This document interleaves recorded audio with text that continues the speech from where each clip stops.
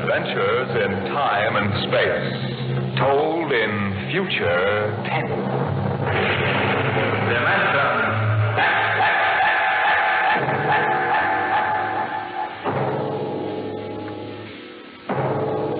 The National Broadcasting Company, in cooperation with Street and Smith, publishers of astounding science fiction, bring you Dimension X.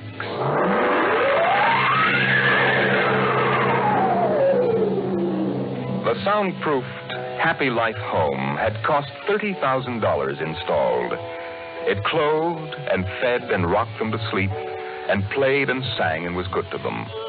Their life purred on from day to day, measured and controlled by the nucleonic thermostats, the iridium sponge servo brains that made the beds and washed down the bathroom floors and made sure the salt cellars flowed freely without clogging. Twice a day, the house paused, rang a quiet bell,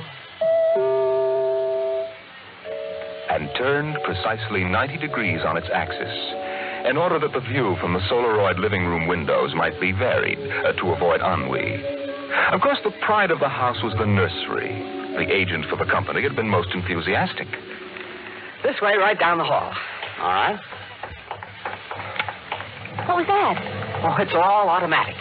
The nursery turns itself on when you come within 10 feet of it. Soft automaticity. That's the motto of the company. All right, now, this is the nursery. 40 feet by 40 feet and 30 feet high. Separate power units with automatic overload circuit breakers, inspected and approved by the underwriter's laboratory. The nursery is educational, instructive, entertaining, and therapeutic. The entire control mechanism is adjusted to the electroencephalographic key of the child. How much does it cost? 30,000 FOB, Los Angeles. But that's as much as the whole house. Why, no. But we do want the best for our children, don't we? Oh, yes, we want the best for our children.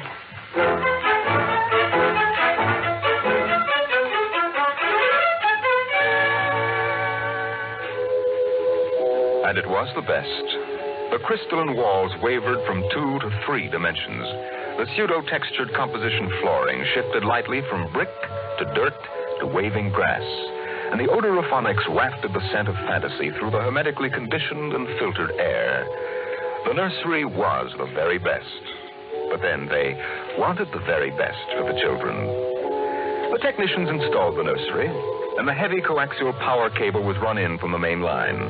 The walls sprang to life, and the mental control banks and relays hummed. All right, Peter and Wendy, this is your nursery. What's so special about a nursery, Dad? Plenty. You just go in and see. Oh, do we have to? It's so big. You promised you'd play ball with me outside, Pop. Go on, kids. Try out the nursery. It's better than any old yard. Oh. Go on in, dear. You'll be surprised. Gee. Go ahead, Wendy. I'm scared. I'm not. Hey, it's nice in here. It is? Come on in, Wendy. Boy, look at the pictures on those walls. They're real. Well, almost real. You can change them any way you like just by thinking about it. Go on in, dear. Well, all right, Mommy. Hey, Wendy, look what I can do with the pictures. Oh, that's a white nut. It's from Alice in Wonderland. Sure. I just thought about it, and there it was. Well, let me try, Peter. Let me try. Go ahead. Just think. How about the... Oh, I know. I want to see the Wizard of Oz.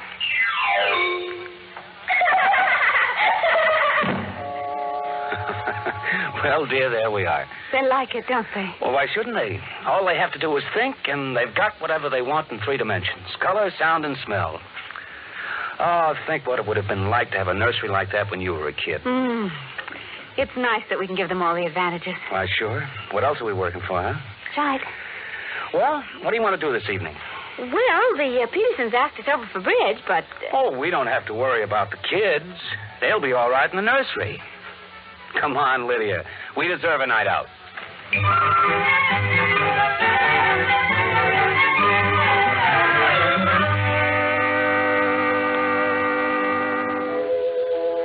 And in the nursery, the walls were a kaleidoscope of time and space and imagination.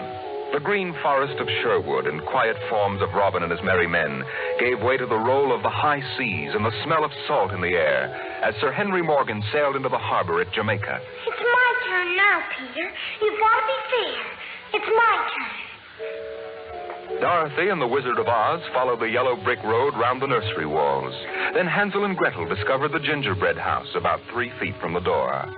And from a high tower that stretched into the clouds, the little lame prince sailed out over his kingdom. And behind the crystal and quartz walls, the vacuum tubes and grids and banks of mental image tape spun quietly and efficiently, erasing the line between illusion and reality. Of course, the electric bill from Consolidated Utilities was tremendous, but it was worth it. The house went on. The stove hummed happily in the kitchen, making breakfast, dinner, and supper for 4, turning the eggs over lightly and producing popovers electronically calculated by capacity to a 30-volt current and specific gravity. The automatic laundry did the shirts with a medium starch in the collars, except the button-down Oxfords, which had no starch at all. The Happy Life home breathed contentedly as life proceeded with soft automaticity as guaranteed in the brochure and bill of sale. George. Huh? George, I wish you'd look at the nursery. Well, what's wrong with us? Well, I don't know. Well, that might... I just want you to look at it, that's all. Or call a psychologist to look at it.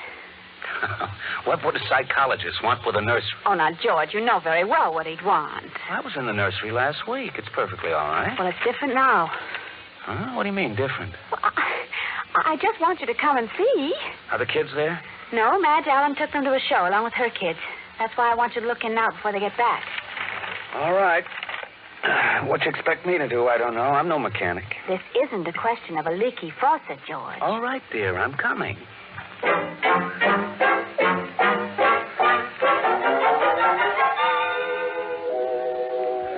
The nursery light flicked on as they came down the hall.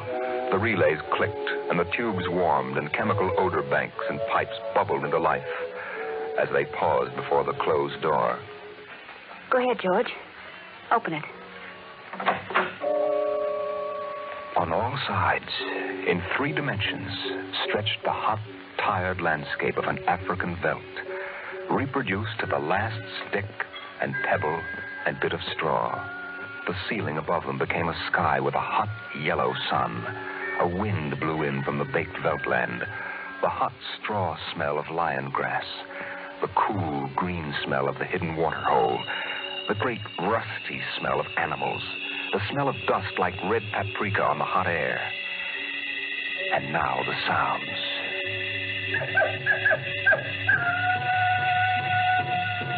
The howl of the jackal in the distance, the thump of distant antelope feet on grassy sod, and the papery rustling of the great vultures that wheeled and circled under the yellow, burning sun.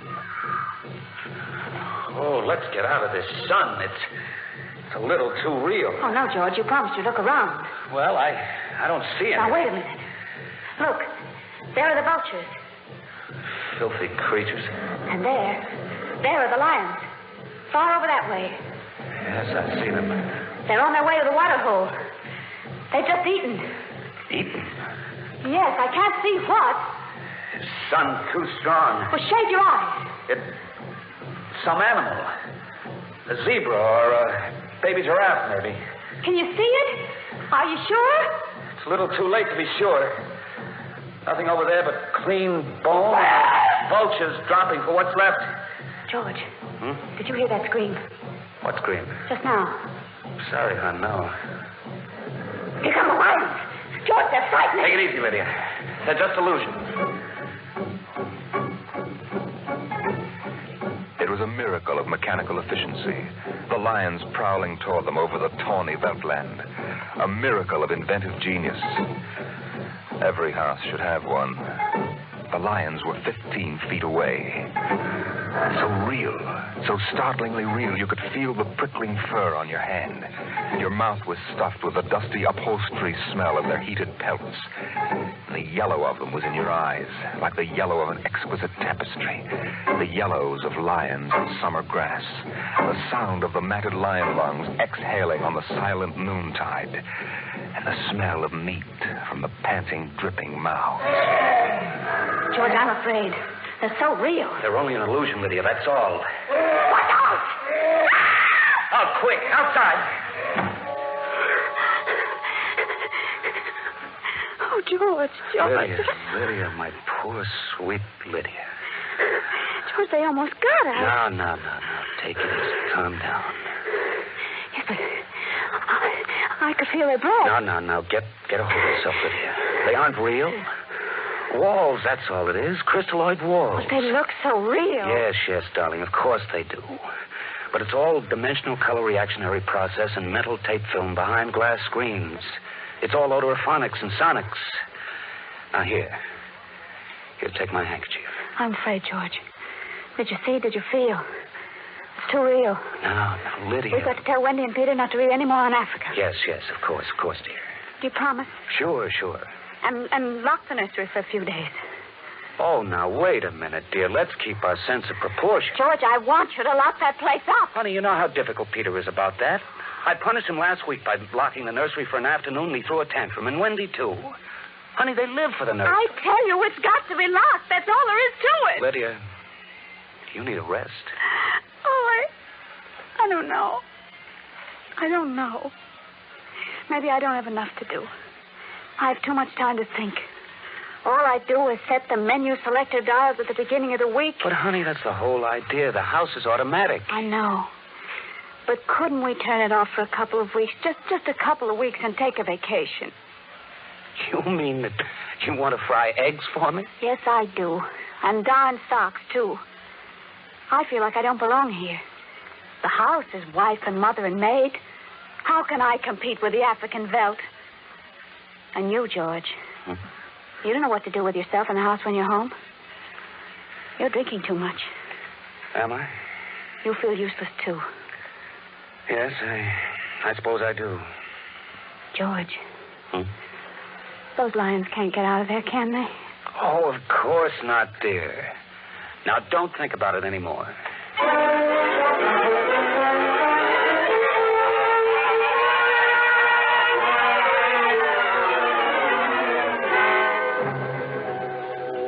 They ate alone. He sat idly watching the dining room table produce warm dishes of food from its mechanical interior. You forgot the ketchup. That's better. It wouldn't hurt to lock the children out of the nursery for a while. It was clear that they'd been spending too much time in Africa.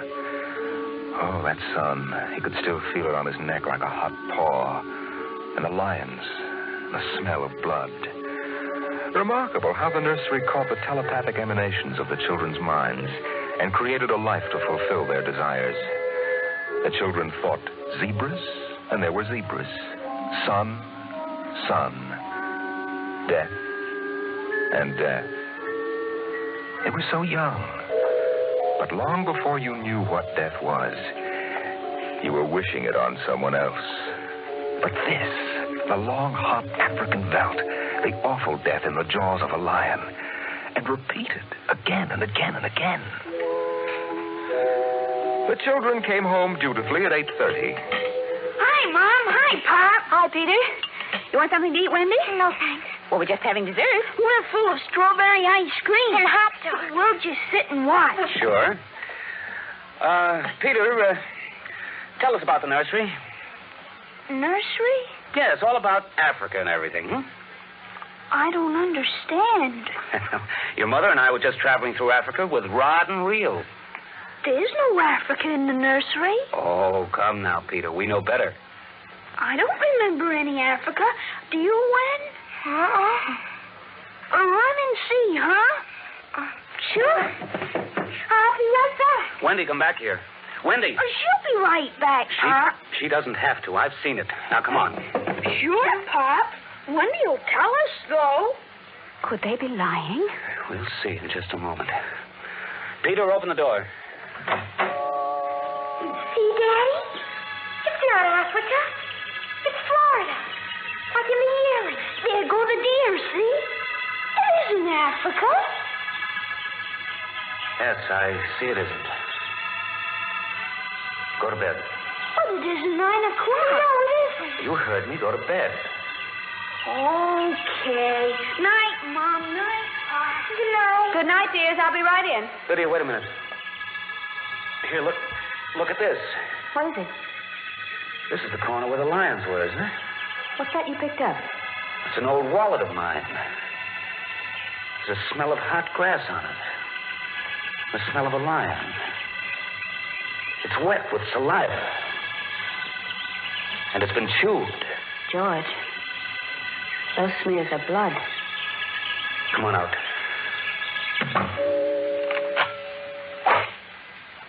Now, let's go to bed.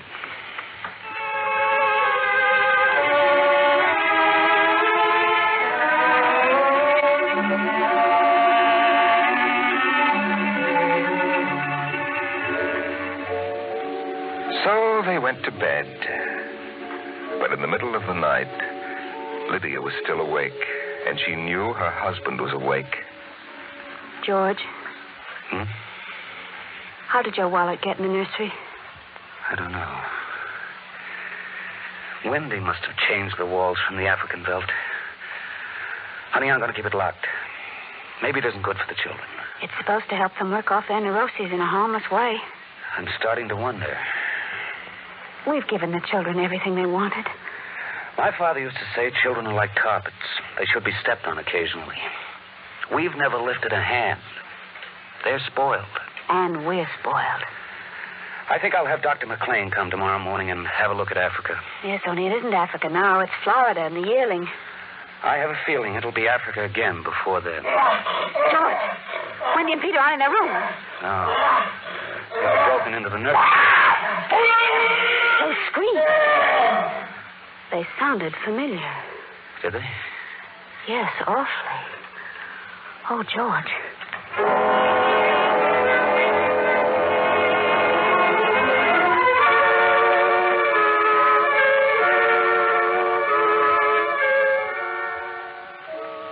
Although their automatic somno beds tried very hard, the two adults couldn't be rocked to sleep for another hour. A smell of cats was in the night air. And in the morning, the stove cooked French toast, and the dining room table poured the syrup and melted butter. Yes? You aren't going to lock up the nursery for good, are you? That all depends. On what? On you and your sister? We feel that you should have some variety, dear. If you intersperse this Africa with a little Sweden or China. I thought we were free to play the way we like. Well, you are within reasonable bounds. Well, what's wrong with Africa, Daddy? Oh, so now you admit you've been thinking up Africa, hmm? I wouldn't want the nursery locked up ever. Well, as a matter of fact, we're thinking of turning the whole house off for about a month. Sort of camping out. You mean I'd have to tie my own shoes instead of having my shoe tire do it? And brush my own teeth and comb my own hair and give myself a bath? Well, Wendy, it would be fun for a change, don't you think, dear? No, it'd be awful. I didn't like it when you took out the picture painter last month. Well, that's because I wanted you to learn to paint by yourself. I don't want to do anything but look and listen and smell. What else is there to do? Oh, all right. All right, go play in Africa. Are you going to shut off the house? We're considering it. I don't think you better consider it anymore, Pop. I won't have any threats from you, son. Okay, Pop. Come on, Wendy. Let's get back.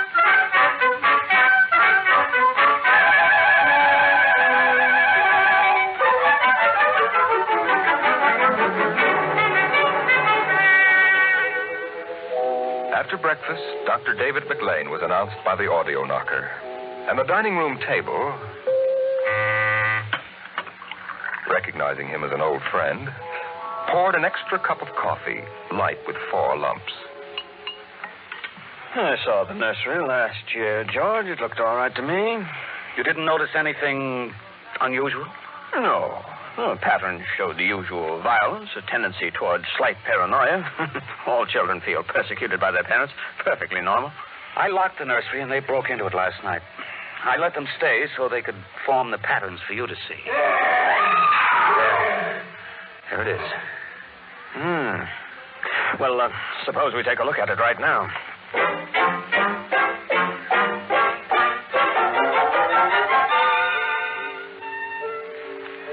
They entered without knocking and sent the children out. The screams had faded, and the lions were feeding quietly under the trees. Wish I could see what they're eating. Do you suppose some high-powered binoculars would... Hardly, no. How long has this been going on? A little over a month. It certainly doesn't feel good. I don't want feelings. I want facts. George, a psychologist, never saw a fact in his life. He knows about feelings, and this doesn't feel good. My advice to you is to have the whole room torn down and your children brought to me every day for the next year for treatment. Is it that bad? I'm afraid so. You know, that's why the nursery was developed originally, to let us examine the patterns left on the wall by a child's mind. But what is it? What's wrong with Peter and Wendy? Well, it's hard to say. I haven't punished them more than average, though I took away a few gadgets. Last week, I locked the nursery to show I meant business. George, you've let this room replace you and your wife and your children's affections. This room is their real father and mother. And now you come along and want to shut it. You can feel the hatred coming out of that sky. George, turn everything off. The nursery, the automatic kitchen, the whole confounded automatic house. Start now. But won't the shock be too much for the children? I don't want them going any deeper. Let's get out of here. I never liked these rooms. Get me nervous. Those lions look real, don't they? I don't suppose there's any way that... What? That they could become real. Certainly not. Some flaw in the machinery, tamper. No. I don't imagine the room would like being turned on. Nothing ever likes to die. Even a room. I wonder if it hates me for turning it on. Paranoia is thick today. Hello. Is this your scarf? It's stained. Brown. Say, that's blood. That's Lydia's. Come on, the main fuse box is out here. Go ahead. Pull the switch.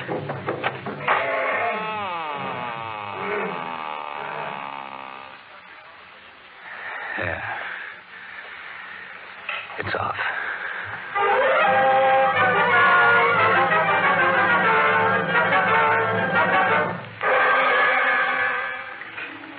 The two children were in hysterics. They screamed and kicked and threw things. They yelled and sobbed and swore and jumped on the furniture, weeping. It's off and it stays off. The whole house dies as of now. The more I see of the mess we put ourselves in, the more it sickens me. We've been contemplating our electrical, mechanical navels for too long. We need air. Fresh, unfiltered, unconditioned air. He marched around the house, cutting switches and pulling fuses. The stove was disconnected with a roast lamb in the oven and a flapjack still in the air. The heaters, the shoe shiners, the shoelacers, the body scrubbers and swabbers and massagers. He pulled the plugs and shorted out the controls, one after the other. The house became full of electronic corpses. It was a mechanical cemetery, so silent. None of the humming, hidden energy of the machines waiting to function at the tap of a button.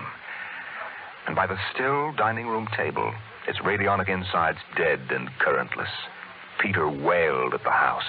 Don't let them do it. Don't let Pop kill everything. I hate you, Pop. I hate you. Peter, please. Insults won't get you anywhere. I wish you were dead. We were for a long while. Now we're going to start really living. One more, Daddy. Just one more. Oh, Wendy, one more honey. minute of the nursery. That's all. Just one more Oh, minute. George. George, it can't hurt, really. Oh, all right. Only shut up. 1 minute. And that's the end. Forever. Gee, thanks, Pop. Thanks. Then we're going on a vacation. Dr. McLean is coming in a half hour to help us out. Lydia, turn on the nursery. Now remember, kids, it'll be just for 1 minute. Oh, boy. Come on, Wendy, come on. Oh, thanks, Daddy. Thanks a lot. Just 1 minute, remember. Oh, where'd I put those suitcases? Lydia! Don't shout, George. I'm right here. Oh, did you leave them alone in the nursery? Well, I've got to get ready, George. Oh, that awful Africa. What can they see in it? Well, in an hour, we'll be on our way to Iowa. What prompted us to buy a nightmare like that? Pride, I guess. We had the money and we were foolish. I guess we'd better get them out of there before they get involved with those beasts again. Pa! Come here! Daddy! Mommy! Come on, quick. Wendy! Wendy, Peter, what's the matter? Hurry up. Open the nursery. Wendy. Peter. Well, they aren't anywhere. Wendy! Peter! Peter! Oh! The door. Open the door. They've locked it from the outside. Peter! Peter, open up! Peter! Don't let them! Don't let them turn off the nursery! Now, don't get ridiculous, children. It's time to go. Wendy! Wendy, open the door, dear! Let us out. Peter, open the door. Time to go. Open the door. George! George, the lions! Peter, do you hear me? Open this door. They're all around us! George! Son! Son, do you hear me? Let us out. George, look out! The lions are coming!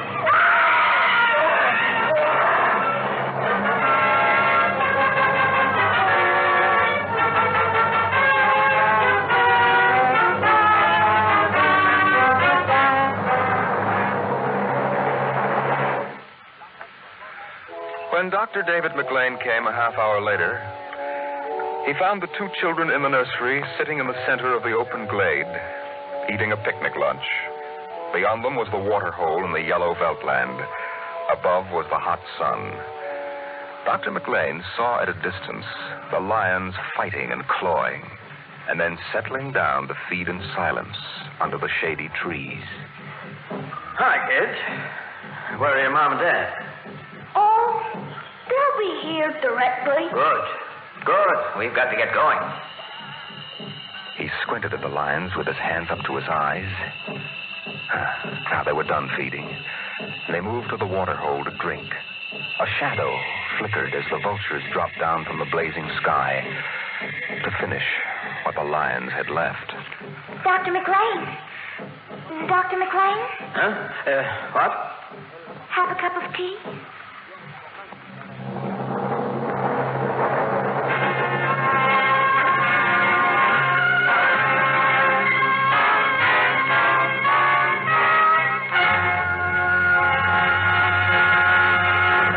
Just heard another adventure into the unknown world of the future. The world of...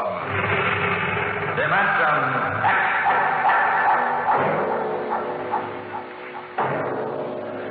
How soon we actually build a spaceship to conquer the stars depends upon many factors, not the least of which is a man, the overwhelming desire to create such a ship, and the power to have it done. Next week, we tell the story of such a man as Dimension X brings you Nelson Bond's The Vital Factor. Dimension X is presented transcribed each week by the National Broadcasting Company in cooperation with Street and Smith, publishers of the magazine Astounding Science Fiction. Today, Dimension X has presented The Veldt, written for radio by Ernest Kenoy from Ray Bradbury's The Illustrated Man. Included in the cast were Leslie Woods and Bill Quinn as the parents, Joan Laser and David Anderson as the children. Your host was Norman Rose. Music by Albert Berman. Dimension X is produced by William Welch and directed by Fred Way.